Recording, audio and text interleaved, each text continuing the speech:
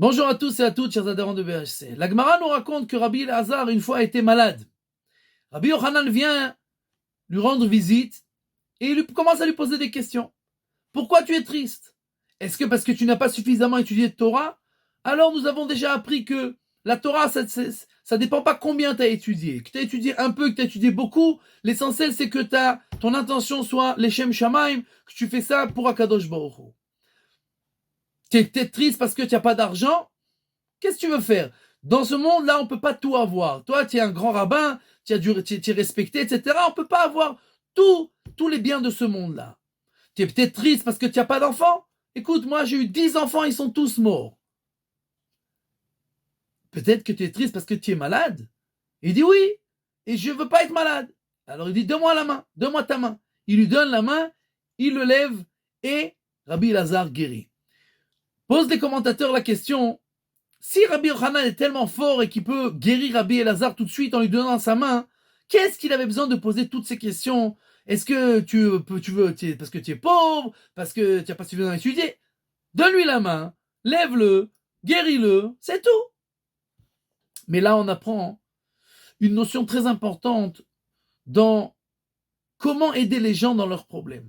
Souvent, que ce soit dans notre couple, avec nos enfants, on voit quelqu'un, un ami, et il est en dicaon, il est dépressif. Pourquoi? Parce que rien ne va dans ma vie. Tout est une catastrophe. J'en peux plus. Rabbi Yochanan savait que s'il aurait dit à Rabbi Elazar, tu veux que je te guérisse? Non, je veux mourir. J'en ai marre. J'ai rien dans ce monde-là. J'ai pas ça, j'ai pas ça, j'ai pas ça.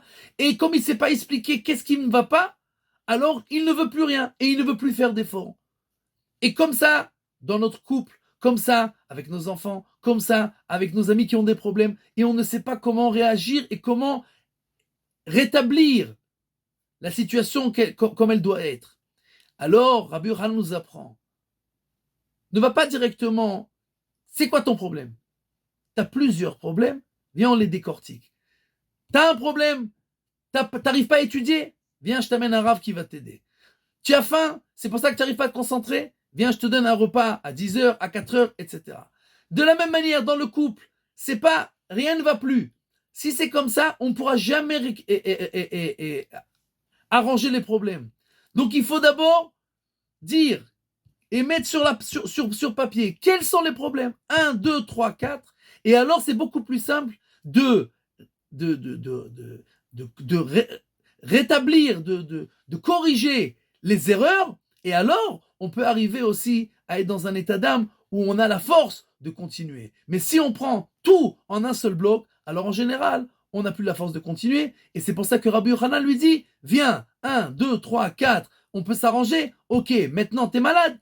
Ça aussi, on peut s'arranger. Bezrat Hashem, qu'on ait la force de toujours essayer de chercher la solution à chaque problème dans le détail et de ne pas essayer de tout arranger en une seule fois, parce qu'en général, on n'a pas la force.